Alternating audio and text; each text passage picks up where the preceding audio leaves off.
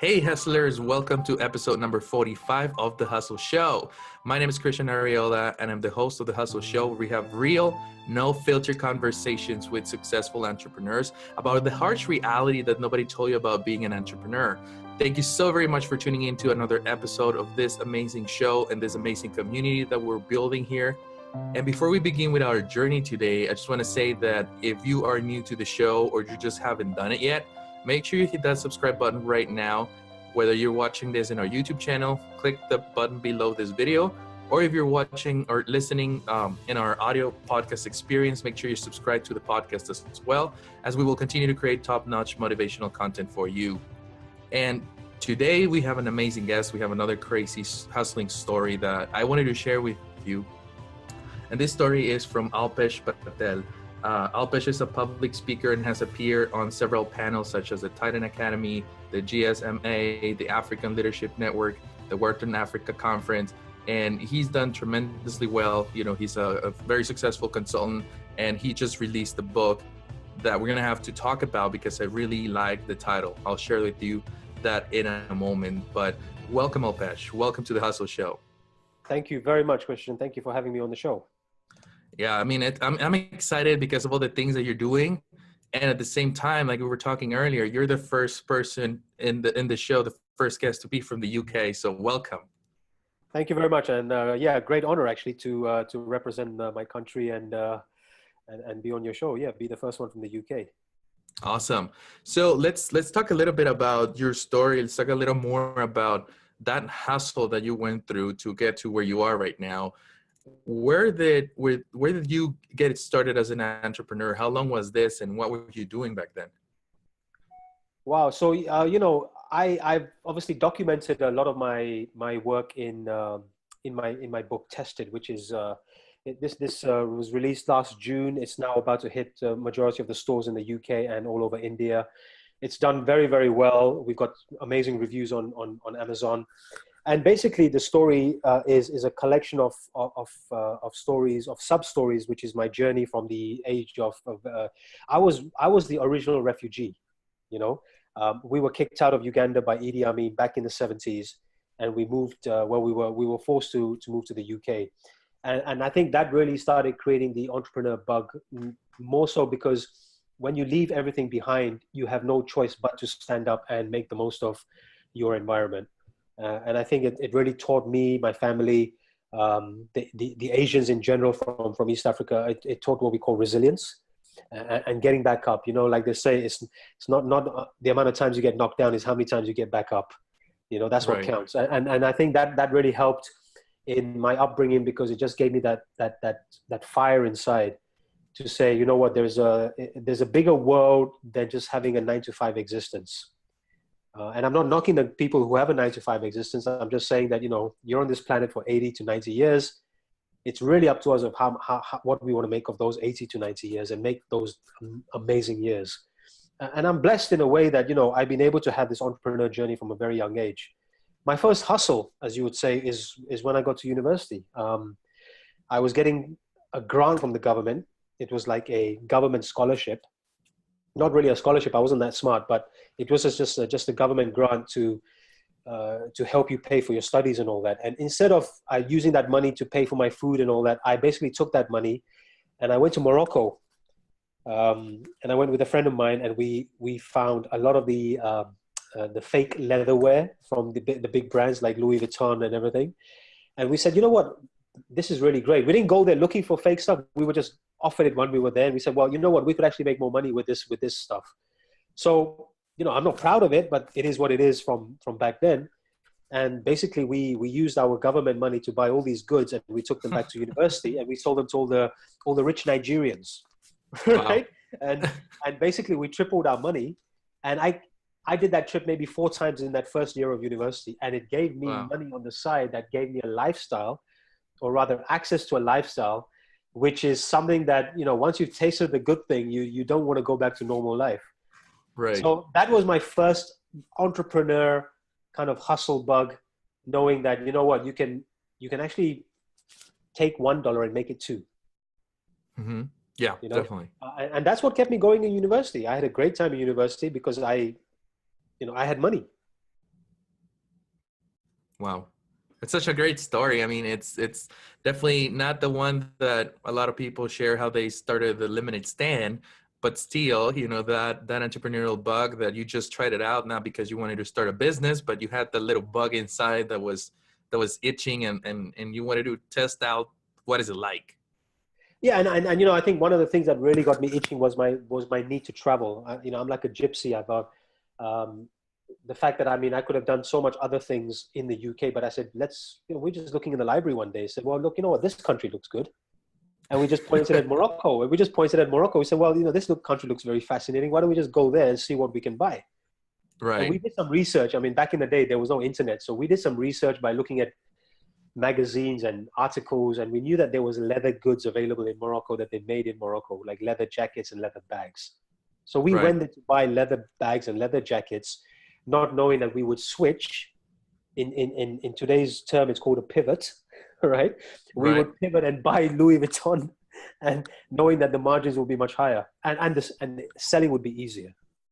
Nice. So what happens after this gig? How long was this running? And then what So this was running happens for a after? couple of years in university. Then I graduated, and then I never really got a corporate job. I basically went and sold kitchens, Okay. designer kitchens. Yeah, I Right. I was part of a boiler room operation where they would cold call families and get you appointments to go and see these families, just try and sell them a kitchen. So I did that for a few months, and then I started getting into the mobile phone business, which at that time I didn't know, but I was going to be in this game for the next 20, 30 years. So Right. really, that was kind of my calling in terms of this is the industry I'm going to be in. And my real first deal was when one day I started selling phones in London. And then one day I went and put up a notice board in the Hong Kong Trade Council office that I've got phones to sell. And again, the whole Asian economies, they kind of fascinated me, and I'm like, next thing on the map is I want to do something with Asia. So I was done Hmm. with the Morocco thing, and then now I was looking at Asia. And out of the blue, like 2 months later, I got a call from the Hong Kong Trade Council, saying there's someone in Hong Kong that wants to buy 183 Motorola phones. Wow. Yeah, so I'm like, okay. Now I didn't have those phones, but I Right. just said yes, no Right. problem, I've got it, right? But I didn't have the phones. Next thing you know, the guy has come to London with a bag of cash. And he comes to my apartment straight from the airport. He says, okay, where's the phones? And I'm like, listen, I've got to go and get the phones. I didn't know where to get the phones from, and I didn't have the money to buy 183 phones. Right. So now I'd made sure that but and it taught me a very important thing. Don't just give your word. My word is my bond. I gave this guy my word that I've got the phones and I'm gonna sort him out. And I didn't have it. But when he turned up on my doorstep and he showed me the bag of cash, I had to become very serious and say, oh shit, I better find these phones for this guy. Right? Right. So I started calling around and I managed to get a supplier, but I didn't want this buyer to come with me to the supplier because then he would know who my supplier is. Right. So I had to call an uncle and say, do you know anyone that can help me finance this deal? And luckily for me, he had some guy that did this all the time, working like a middleman. Uh-huh. And so we arranged the deal in such a way that we would open a letter of credit to the supplier. Okay. The stock would then be delivered to a freight warehouse at the airport in London. Me and my Chinese buyer will go there, inspect the stock, and he'll hand over his cash. Okay. It was like That a sounds real, that, like a, that like, sounds like a mafia thing. yeah, it was because, there's this it was like, I just did not want this guy meeting my supplier because Right. then it's game over for me. Yeah. Yeah. And at the same time, I didn't want my supplier meeting this guy. But in that process, what happened was that we managed to do the deal. It took us about 3 months, but we managed to do the deal. And as he left London, he said, I expect to see you in China in the next 6 weeks. So I'm like, for what? He said, no, you're gonna be with me when we open these phones in front of his customer. Wow. Right? On Right. that deal, I made £50,000. Right? Wow. £50,000 in 1989 is Right. probably equivalent to $500,000 today, if not more. Right. Right. So I told my mom, listen, I'm going to Hong Kong. See you later. I went to Hong Kong 6 weeks later. I went with my Chinese guy to the port in China. This was going from Hong Kong into southern China, which was still under Chinese communist control. Gotcha. And it's all in my book. I mean, it's amazing. I never forget that day. We were at the port, and can you imagine a wooden pallet? And can you imagine like 30 Chinese people just running towards this pallet with hacksaws and hammers and all that, and like vultures Mm-hmm. opening this pallet because they were so excited to see these Motorola phones. Because remember, there was no phones in China at that time. Right. And I was standing there saying, I was just dreading it, saying, I hope the phones are in there. I hope they're not broken. I hope they're not stolen. You know, because this Right. is the first time I've done an international consignment. And now I'm in a foreign country with 30 Chinese guys, and I'm the only foreigner there. Yeah. So I'm like shitting it, man. I'm like, You're in oh your own, man. man. Yeah. And then all of a sudden they're like, when Moses lifted up his staff and the sea parted, all of a sudden the sea of Chinese guys parted, and one guy just walked through, and he looked like the main boss of this whole thing. And then he took out his phone. He took the phone out of the box and he started peeling it, peeling the sticker off it. And because I knew those phones anyway, so I helped him put the battery in. And then, we turned the phone on. This is one of those big brick Motorola phones. And Right. then we turned the phone on and it came on. And the guy just lifted it up like a World Cup trophy. Like, look at this, like a World Cup trophy. Like, yeah, it works, it works. And everyone just cheered. And that night, I mean, basically I was like the VIP, Right. because I was like, I brought them something that they've never seen in their lives. And while we were at karaoke that night, because that's how they entertained back in those days, Mm-hmm. that very night he told me, listen, you know what? I want another 200 phones. Wow. Yeah. And that started my journey into selling phones to China. So I moved to Hong Kong very quickly after that. I moved to Hong Kong, and basically from 1990 to 94, I was one of the biggest phone traders into China. I made my first $1 million by the age of 23. Wow. Yeah. And it was my thing where and in hindsight, obviously I could have done much better. I could have invested my money wiser. I was offered a lot of things that at that time, because of my immaturity, I never took. Like, I was offered one of the first Hotmail email addresses. I was offered to set up one of the first phone retail chain stores in Hong Kong. But, because the money was so good, I didn't look at anything else.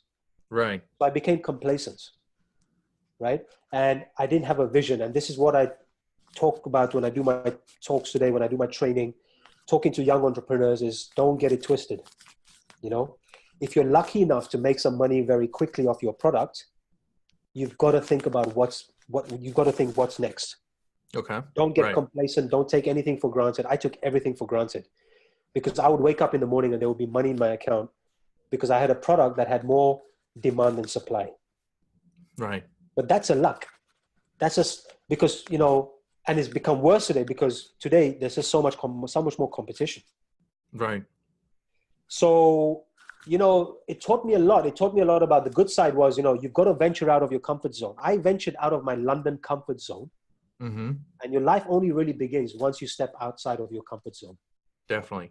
Right? Yeah. And going 6,000 miles to a place like Hong Kong and China where I didn't know anyone, but I'm like, you know what? You've got to have a bit of balls. As an entrepreneur, you've got to have some balls. Yeah. If you're scared, don't do it. Yeah. It's good to be scared. It's good to be scared. Don't get me wrong. It's good to be scared. It's good to have that little bit of fear. Fear is very important because it's like, it's going to give you that adrenaline rush to get things done. But if you are really, really scared about certain things, then really don't do it. Right. And I think you're talking about that, that fear that is actually motivating you and driving you, not the one that paralyzes you and just blocks your mind that, I can't do this. It's a different mindset. It's a different mindset. And the way I look at it today and the way I've always looked at it is my faith in the unknown is greater than my fear of the unknown. I like that. That's a good way to. Yeah. That's what I say. Your faith in the unknown as an entrepreneur should be greater than your fear of the unknown. Right? Whatever you're doing, you must have some belief that, you know what, even if I do screw up, what's the worst that can go wrong? At least I tried. At least I tried. Right. If you don't try, you're not going to get, man. I mean, that's the bottom line. If you do not take that jump you're not going to be able to know what's on the other side. Yeah, exactly. And I know you definitely had the balls to try this out, to do everything that you were doing. And you obviously had that little fear that was motivating you as well. But how about your mindset back then? How did you ever have thoughts where you just, maybe thought you were not going to succeed on this? Why even try? Do you ever have those type of No, thoughts? I was daring. I was much more daring then than I am today, because today I've been kind of like, I've been through so many failures, and I know obviously the whole thing is learning through your failures and learning through your mistakes to get better, and obviously being a bit more cautious. I was a wild guy.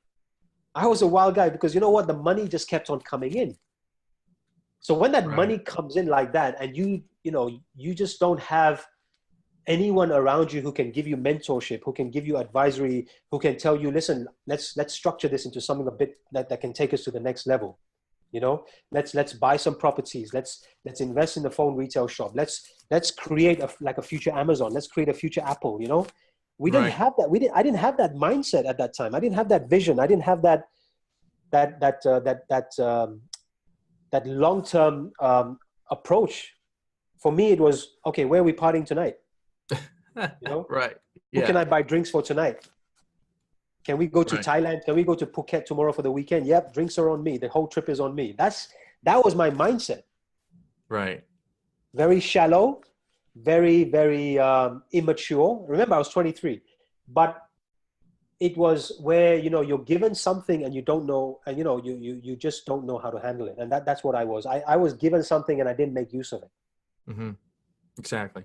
So today, when I look at young entrepreneurs who are doing really well, 99% entrepreneurs are not doing well, 1% who are on a roll, I tell them, guys, you're on a roll, but you need to make that roll a bit more longer lasting. Exactly. So Yeah. And my mindset was very daring, and that's probably why I did certain things. mm-hmm. Yeah. Yeah, exactly. I mean, But you that were, doesn't mean I was smart. it was, yeah, I mean, it's quite interesting. It's not that, you were taking it based on, decisions based on what you thought the outcome was going to be. It was more because you were just challenged. You just want to do it. Correct. That's Correct. awesome. Correct. And being the first one to do it, Right. being one of the first guys to sell phones to China, and now China selling everything back to us 30 years later. Well, I'm proud to say that I was one of the first guys to sell phones into China.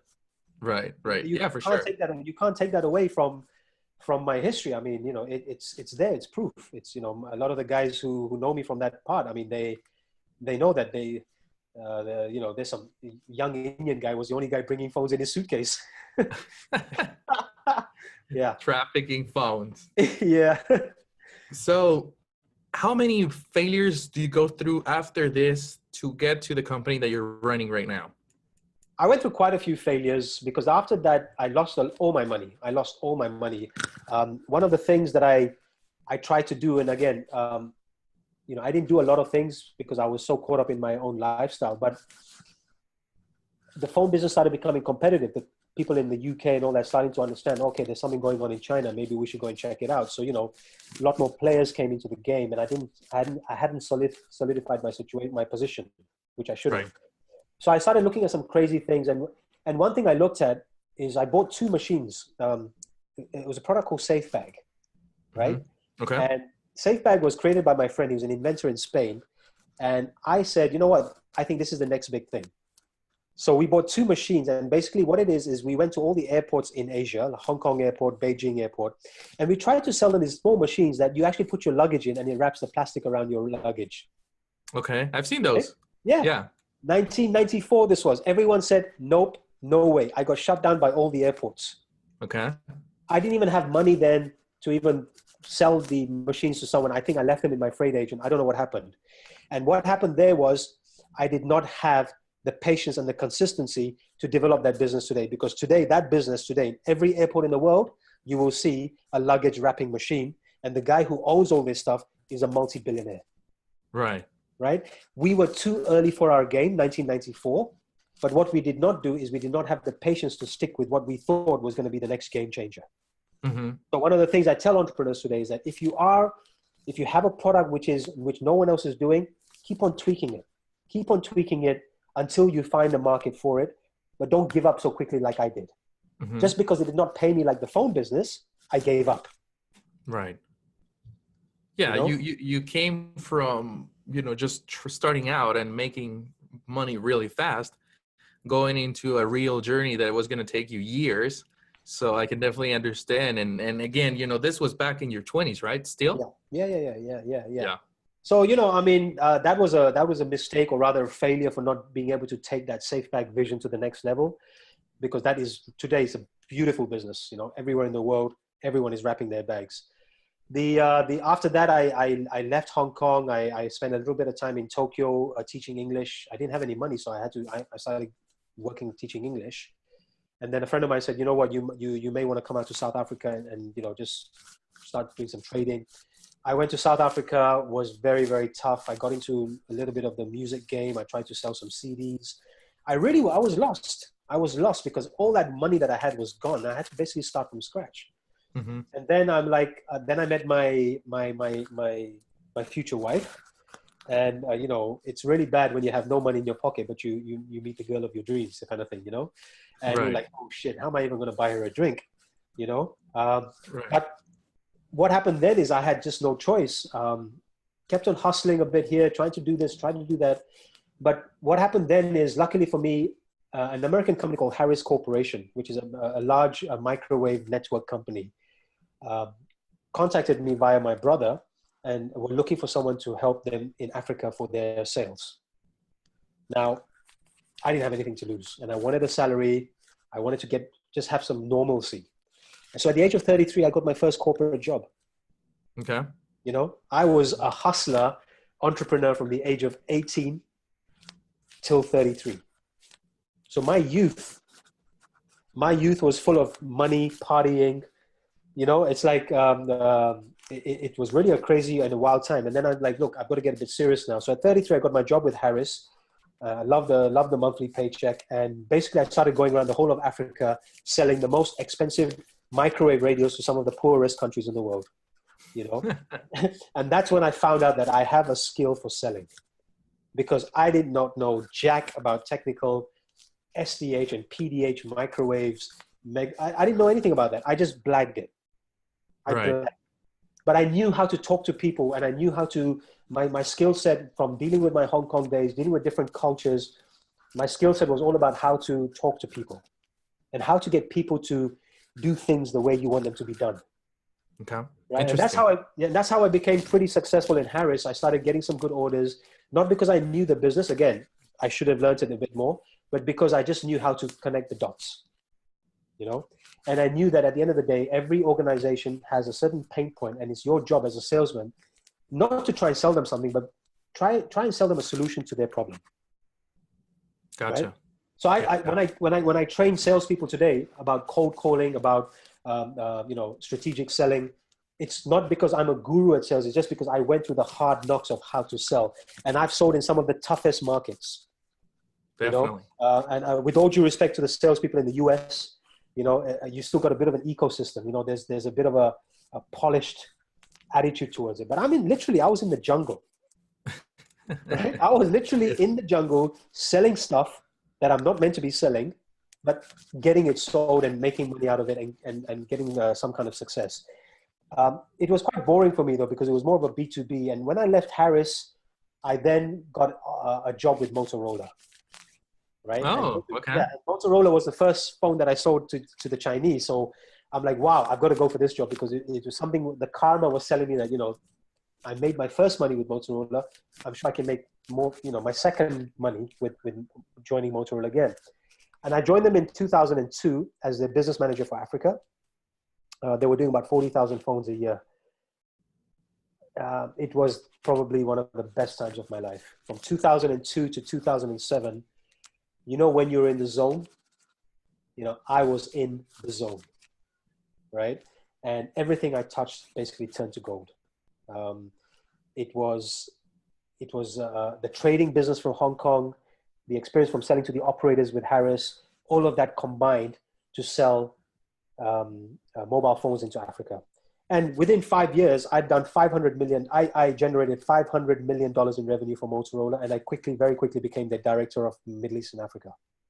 Wow. Yeah. Yep, and it was a brilliant ride. You know, it was Motorola was at its peak, and everyone wanted our product, and we were number one in a lot of markets. And you know, I had a great time.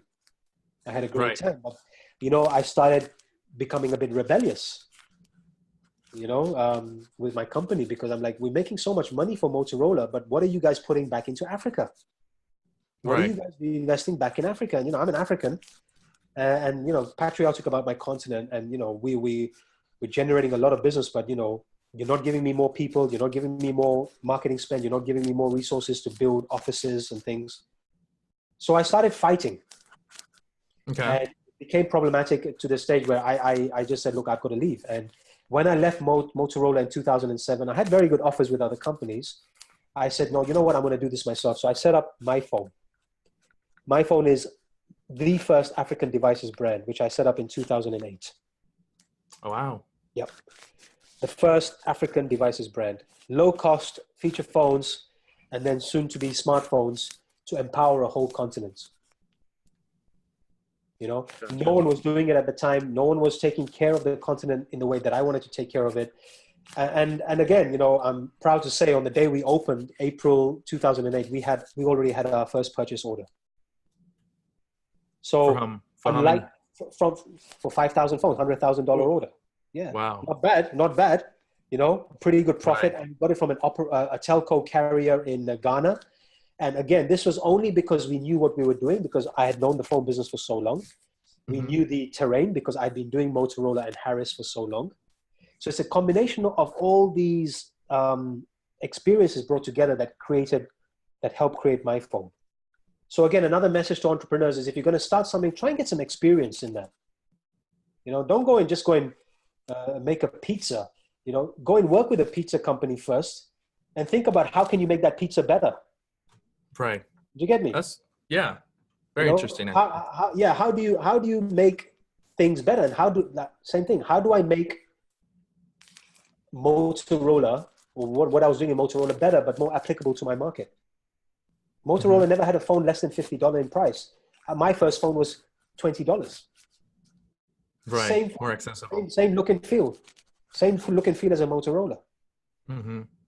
You get me? So, Yeah. and we put the carrier's logo on it with our logo. And I knew that Motorola and Nokia would never put anyone else's logo on it. So that was my edge. That's how I got the first order, because I was flexible with my branding. Right? I said, carrier, I Yeah. said, look, you know, next to my brand, I'll give you your brand. No problem for me. Right. Of course, the carrier's got ego. They've got their own pride. They're like, "What? Okay, Alpesh, here's the order," because they want their name on the phone, right? Right. Right? Right? So that's what we call kind of innovation. Is taking a traditional business model and flipping the script. Right. That's what innovation is. Innovation is just taking a traditional business model and flipping the script. Hmm. And that's what started going really well for us with My Phone, and it started becoming a pretty substantial company. Something else that put us on the map internationally was the My Obama phone. The day Obama became president, I came out with an Obama phone. You can Google it Wow. right now. You can Google it right now. It was amazing the amount of press we got out of it, because I figured out that if you could put Obama on a T-shirt or a coffee mug, I could put him on a phone. You know, that's what we did, and we sold this phone only in Kenya. And at the back of the phone, we had Obama. And yes, we can. Wow. And we sold this in Kenya because he's half Kenyan. Uh-huh. Yeah, we sold 10,000 in like 3 weeks. Everyone's raving on about it. The internet is going crazy, and we start getting more and more inquiries about, can you help us with this? Can you help us with that? And because of that, we got an order from Western Union to make a Western Union phone. Interesting. Yeah, great ride. We had a great ride, and you know, it was great. But this was like the biggest and longest hustle that I've ever had, because from 2008, I never raised a penny. I put my own life savings into My Phone. Hmm. I never raised any money. I tried. I knocked on so many doors. Even though we were profitable, we were successful. Our largest turnover in 2011 was probably around $7 to $8 million a year. You know, if I had been in Silicon Valley, I would have been funded a long time ago, Right. because we would have been part of an ecosystem. But in Africa, you're on your own. No one believed in our vision. No one believed in us, nothing. So at one point, we were in 17 countries, you know. We generated probably between 2008 and 2014, we generated close to $40 million in revenue. Wow. Yeah. And And then again, I started feeling the pain. I started feeling the pain. Yeah. Yeah. Because again, you're in an ecosystem that is not designed to help you, but at the same time, you're changing lives because you're creating jobs, you're helping the economy. So you are, it's like a win-win situation there. It's a win-win situation. The problem is that, we were the David versus Goliaths, we were up against Samsung, Nokia. These guys had deep, deep pockets when it came to marketing spend. We didn't. So we were always fighting for market share. We were always fighting to get shelf space.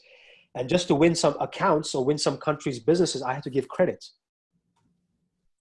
That was my biggest mistake ever, because the minute I started giving credit, my cash flow started becoming in trouble.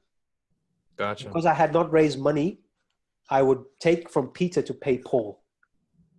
I was juggling cash. It's all in my book. Mm-hmm. How you build a business when you have no funding. Mm-hmm. My phone is a classic worldwide case study guinea pig on how you build a business that spans more than 10 countries with zero to start with and zero funding from outside. Wow, interesting. And so I think that would be just an episode on its own, talking about how you did that. Correct.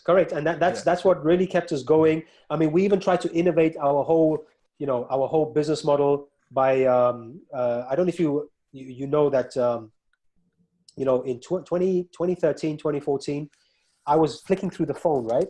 And I just want to show you now. I was flicking through the phone, and we saw too many yellow smileys. We said, how do we give ourselves the edge in the market in Africa? How do we do something a bit more African? And in 2014, we launched Oju. I don't know if you can see it on the screen, but we launched the world's first black smileys. Yeah, I can see them. Yeah. Yeah. We launched the world's first black smileys in 2014, even before Apple did. It's all documented in the book. We had Huffington Post write about us, CNN write about us. You would have thought that black smileys would have changed the whole game for us. Right. The problem is we were never able to raise the funding to take this to the next level. Right. So, it's kind of sad that we had all these good ideas. We had all this real business that we were doing, but people would still not believe in our vision. Mm-hmm. So we continued just hustling on our own. Finally, it got to the stage where I was in so much trouble. I was in so much trouble financially in terms of money owing to us. Couldn't pay my salaries. We had overexpanded. I had to say yes to someone that wanted to buy the company. And in 2014, I managed to sell 51% of my brand to a $5 billion public listed company. Okay. So for me, a very, very proud moment that we were able to take an African startup from nothing and exit to a $5 billion company. Obviously, we wish we made the billions, but we didn't. We made a little bit of money, but the fact is that we had an exit. Right. Every entrepreneur's dream is to have an exit. Right. We didn't IPO. We didn't go and do a listing on the stock market. We were bought out. We were not bought out by private equity or VC. We were bought out by a conglomerate. They checked us out because they're a public listed company. They checked all our paperwork out. They checked everything out, and we passed the test. Which again, I go back to entrepreneurs today and say, don't take any shortcuts when you build your business.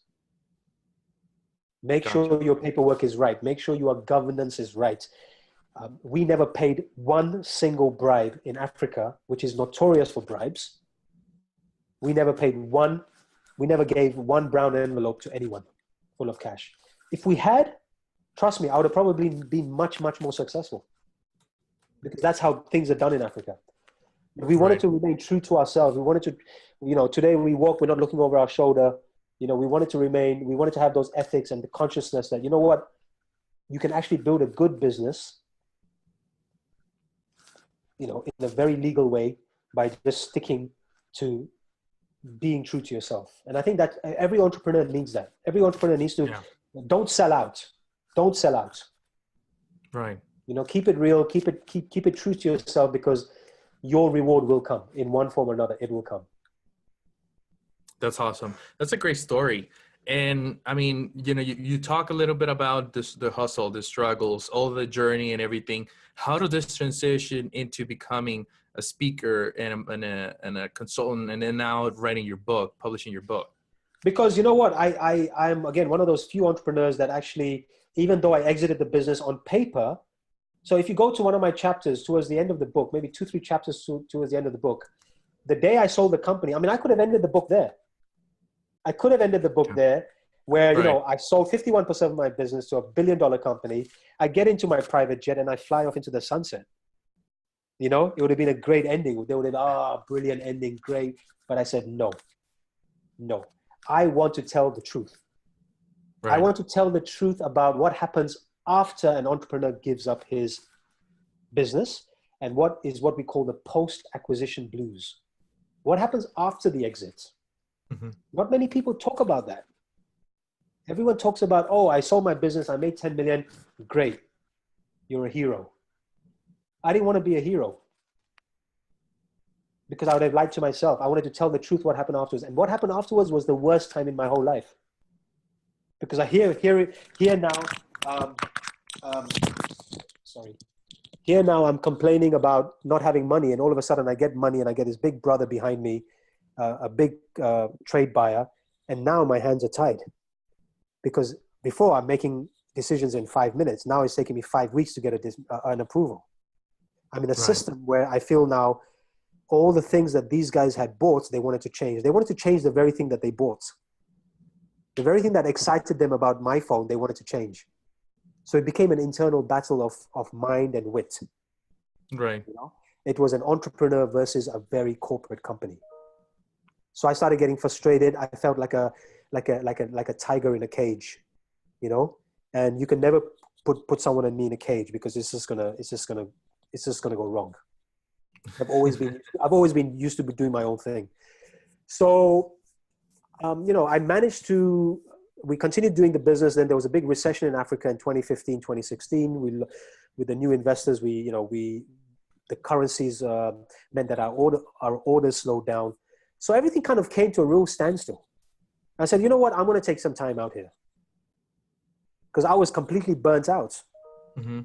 And I think the cream on the cake for that burning out was Xiaomi from China. Xiaomi is one of the largest mobile phone companies in the world. They also have the MI brand. And all of a sudden, they just came into Africa. Not doing their research that there was already a My Phone brand in Africa fully registered for the last 9 years. Right. So now, as an African, I had to now fight to uphold my brand rights. That meant talking with lawyers. That meant, frustration, a lot of legal frustration in Africa. Because in Africa, it's not like rule of law like in the US or in the UK. The lawyers can be bought and sold all the time. And all of a sudden, I'm in a frustration legal battle. That means I'm not focusing on building my business. Right. So I think a combination of all of these things led me to burning out. I was completely burnt out. I was completely fizzled. I was fizzled out. Right. So I took time out of the business, and that's when I said, you know what, I'm going to start. I need to express all the pain that's inside me. I need to express it, and the only way I could express it is to put pen to paper. And God's honest truth. I wrote 95,000 words in my own writing. It took me 6 weeks. Wow, that was quick. It took me December 10th, 2016 to January 28th, 2017 is when I wrote the first draft of my manuscript. I didn't want to use a ghostwriter because I wanted this story to be real. So when you read this book, it's like a narrative. It's like I'm talking with you now. It's just, I'm just telling you my story in a very casual, informal manner, telling you about the journey and the hardships of entrepreneurship. And this book is not really a how to do things. It's more about how not to do things. It's a book of mistakes. It's a book of mistakes, lots of successes, but lots of failures. And that's why I called it Tested. Right. And people say, well, why did you call it Tested? I'm like, well, from the day you're born till the day you die, what happens in between is you go through a series of tests in life. Right? Exactly. Some of these tests you will win. But most of the tests in life, you will fail. And that's why I call it tested, because I have been tested so thoroughly in the art of success, and I've seen a lot of money in my life. But also I've been tested in the art of failure. I've seen the dark side of entrepreneurship, which people do not talk about. The psychological effects, the depression, the emotional toll it takes on when your dream crumbles in front of you, you know? And the fact that today you're judged today by how much money did you raise. That's bullshit. Yeah. That's bullshit. You should not be judged on how many lives did you change? I don't want to know about your numbers anymore.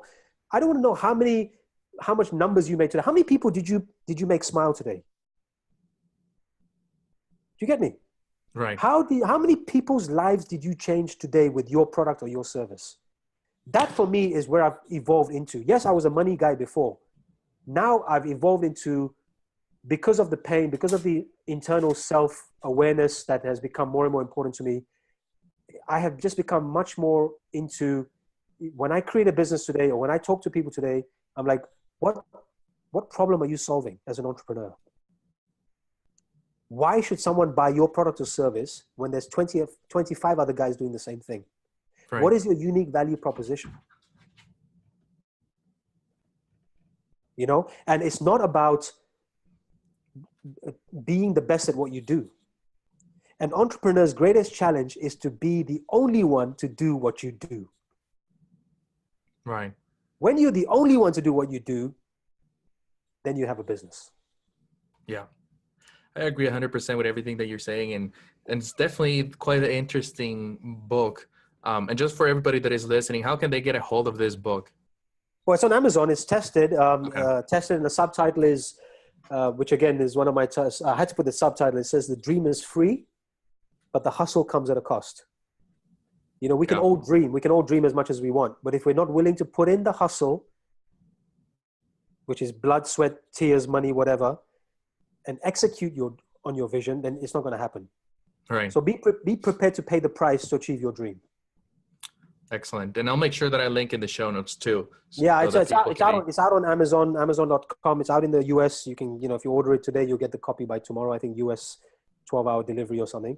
And I'm really keen on, I'm actually very keen on coming over to the States sometime this year to start talking about the book, as well as talking to young entrepreneurs and also helping US entrepreneurs that want to grow internationally, because a lot of US entrepreneurs are very focused on just the US market.